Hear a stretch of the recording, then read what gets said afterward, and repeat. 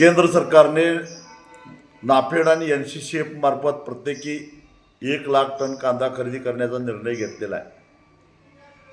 त्या पद्धतीनं कांदा खरेदी सुरू झाली, परंतु कांदा खरेदी करत असताना जे निकष लावलेले आहेत त्या निकषामध्ये आता उपलब्ध असणारा बहुतेक कांदा हा रिजेक्ट होत असल्यामुळं कांदा खरेदी वेगानं होत नाही आहे।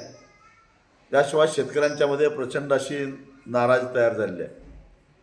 मुळामध्ये मार्केट इंटरव्हेन्शन कशासाठी करायचं, तर केंद्र सरकार जेव्हा कांदा खरेदीला उतरतं त्यावेळी आपोआपच बाजारभाव वाढतो आणि त्याचा फायदा केंद्र सरकारला, कांदा विकणाऱ्याला आणि न विकणाऱ्याला दोघांनाही होतो।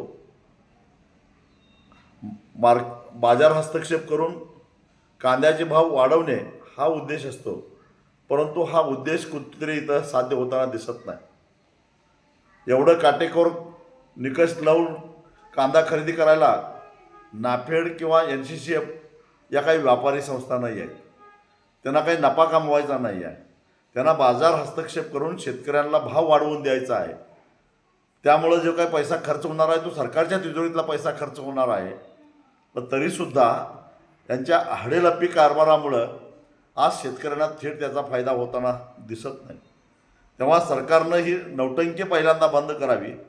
नाफेडच्या आणि NCCFच्या अधिकाऱ्यांना कडक शब्दामध्ये सांगावं की जो काही उपलब्ध असणारा शेतकऱ्याचा कांदा असेल तो कांदा खरेदी करा आणि तरच मग खऱ्या अर्थानं बाजार हस्तक्षेप होईल आणि मग कांद्याचे भाव वाढतील आणि शेतकऱ्यांना दिलासा मिळेल।